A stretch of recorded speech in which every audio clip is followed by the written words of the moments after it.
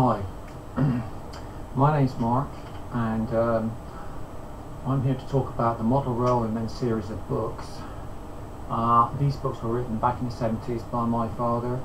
At that time we had a model railway, and I was quite young at the time and would play around with this model railway along with my brother and father, and we had a great time. Some of the games we used to play and everything, I didn't know it, but my father was recording or looking and watching, and they would turn up in these books written by him because he was an author, and the Model Railwaymen series came about. So I'm here to talk about the series and to try to define what you get, what's in it, and what you might enjoy about it. I think it can best be described as railway whimsy, and I think that I'm going to give you a quote from a book written by Ian Carter entitled Railways and Modernity, in which he talks about the Model Railway, or mentions the Model Railwaymen series, and he has the following to say: since 1968, whimsical railway material has been produced only for children. Oliver Postgate's charming Ivor the Engine books and television programmes, Wilbert and Christopher Aldry's moralising Thomas the Tank Engine books, and Britt Allcroft's video version of those and other Thomas stories, BB's Limp Gnome sagas, Ray Pope's novels about the model railwayman, Nick Park's terrific Hornby railway chase scene in The Wrong Trousers nods to silent movies Train Chases. But this plasticine epic was produced to delight young children, not adults. Railway whimsy's descent from adult to juvenile audiences is instructive. Now, he doesn't mention the railway in J.K. Rowling's books, but that's another one. So what we've got is this whimsical thing going on here, and it's all good fun. So I have found, my researchers have found that a number of people came across these books back in the 70s, and they were really quite important to them, and they've still got them on the bookshelf today. They used to take them out of the library on the regular occasions. So what was it about them? I'm not sure, but my own interpretation is that the stories helped people or young people to find out, who they are, and we have a change of perspective here within the story where Mark becomes in charge of a family, or not in charge, but certainly has some responsibility for a family, and the tables are turned a little bit, and as part of his growing up.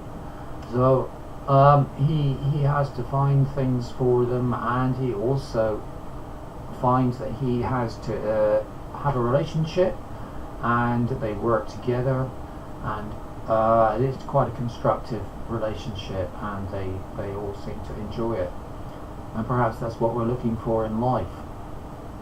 So now I'm going to move on to see a bit more about what happens within the book, and from chapter to chapter to describe it. Right. Further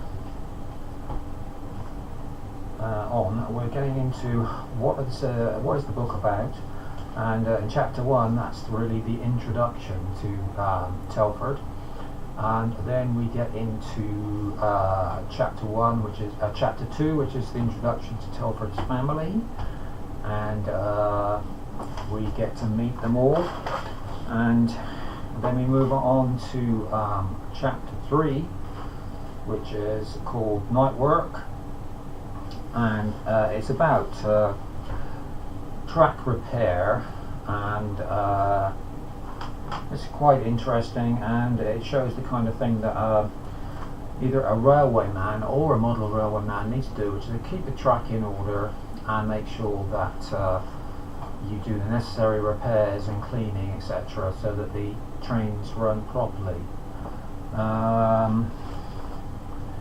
And then we get on to chapter 4, which is called Stuff for a Dress, and that is about getting materials for the ladies to make clothes and curtains and trousers and that sort of thing. And Mark has a collection or bag of materials, and which is on the floor, and they need to get down from the layout down to this bag of clothes or bag of materials, and they use a crane, which is the type you'd see on a railway, which they use for laying track, etc., to go over the edge of the layout and come down in a cradle to the floor where they can find the necessary materials they need. So that again was based on my playing with a crane. That I added an additional bit of string to the crane so that you can in fact do that. And then that was incorporated into a story which featured the model railwaymen, and it also demonstrates the model railwaymen's independence and how Mark could quite easily have picked up the material and just given it to them, but they preferred to do it themselves. And yeah, and then we get on to chapter 5, which is called The Buzzer, and that introduces the concept of communication between Mark and the model railwayman when Mark is not in the room, because his bedroom would have been below.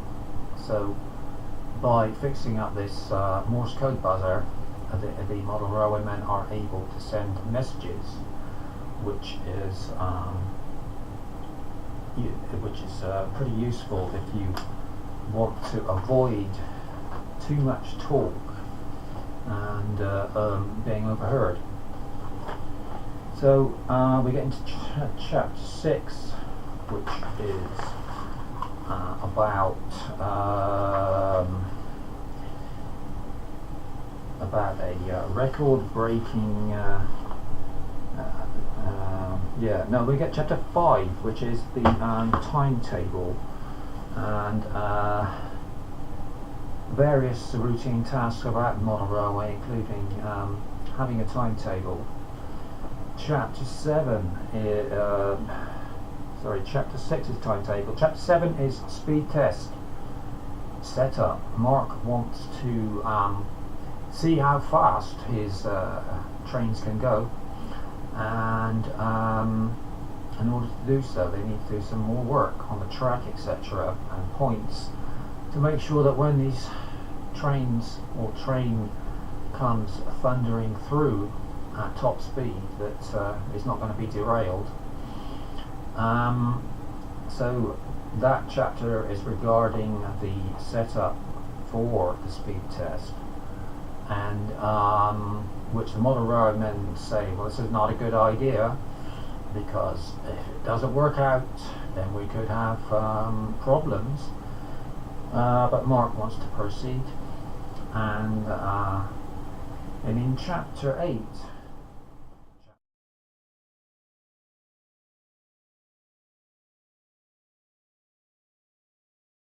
and then we get to chapter 9, which is the last chapter, and this is where Gresley